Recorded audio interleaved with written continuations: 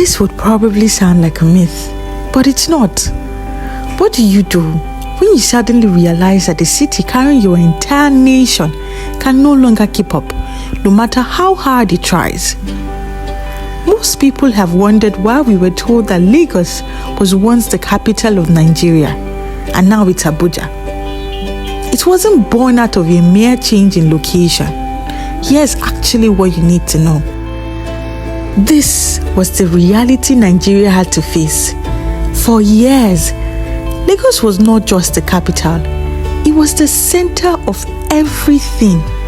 Power lived there, decisions were made there, and life moved at a pace that never seemed to slow down.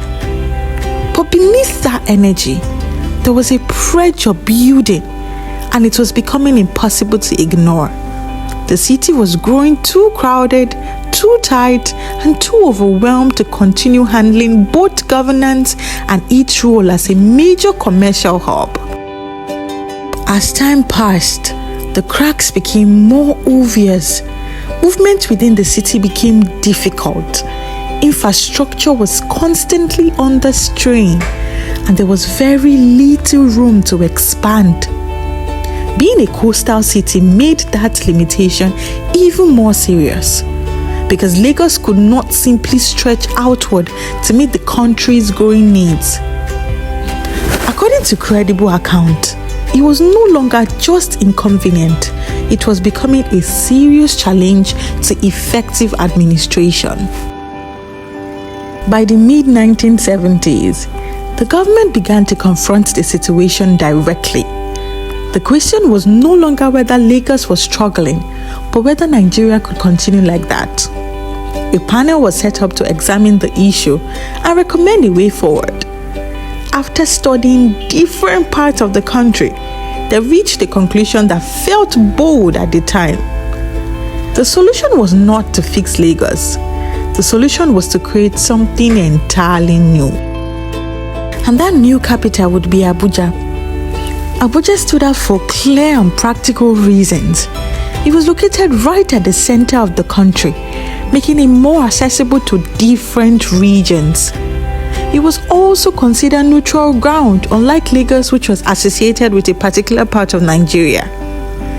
This neutrality mattered because the capital was meant to represent every Nigerian, not just a section of the country.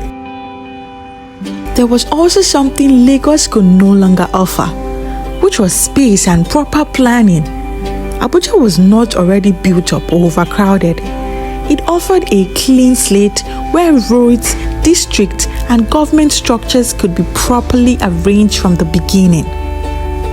The vision was to build a capital that would be organized, functional, and able to grow without the same limitations Lagos was facing. In 1976, the Federal Capital Territory was officially created. And from that moment, the plan moved from idea to action. Development began gradually. Land was prepared, structures were put in place, and what was once a quiet area started transforming step by step. It was a long process, not something that happened overnight, but each phase brought the country closer to a new reality. Years passed, and the groundwork continued.